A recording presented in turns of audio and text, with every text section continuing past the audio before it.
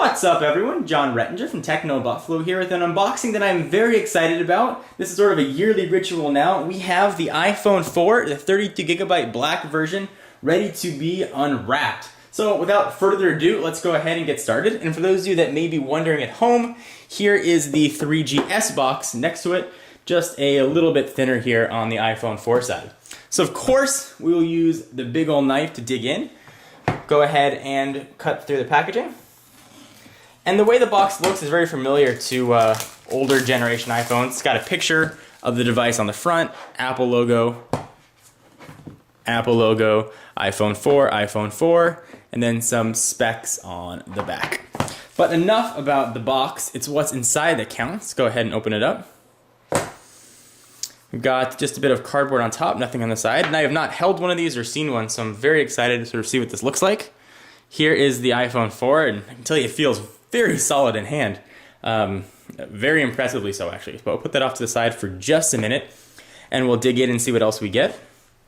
So inside, designed by Apple in California, odds are you're going to have your fingertips, and I believe the SIM removal tool has SIM removed itself from the packaging. So fingertips, iPhone 4, and a few Apple stickers, those of you that were wondering. Push that off to the side, and sort of your standard array of accessories. You've got your USB wall charger, USB and sync cord, and headphones look to be the same with the inline mic. But enough about that, let's take a look at the iPhone 4 itself, since that is the main attraction of the show here. Go ahead and pull off the plastic, which is sort of a one-time thing. That sort of satisfying whooshing noise. And the thing is very, very thin and feels really nice in the hand. So let's sort of go through it real quickly, and I'll compare it to some other devices so we can gauge sort of its thickness and thinness. So you've got the same size screen. It's sort of been the standard iPhone thing for a while now. A home button, which feels a bit clickier. You're front facing, I believe that's a VGA camera. There is your speaker and the microphone port, one on the bottom, one on top. On the left-hand side, you've got those new volume buttons, sort of are a little bit larger, a bit of a difference. And you've got your new profile switcher right at top.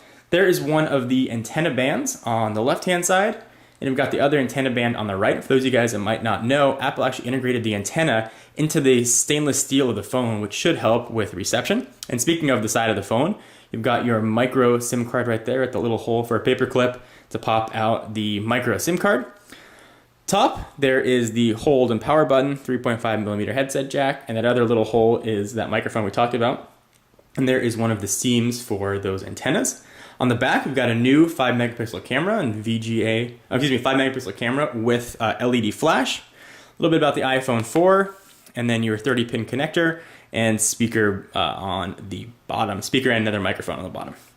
So that is the iPhone 4. Let's do a quick size comparison so you can see how thin or how thick this is versus some other devices you might be interested in. First and foremost, let's compare it to its outgoing cousin. Here is the iPhone 3GS, which now looks downright fat by comparison.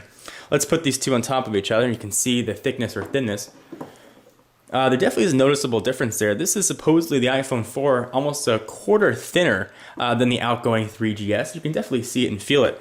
Right off the bat, it makes sort of the 3GS feel a bit plasticky and chubby in the hand.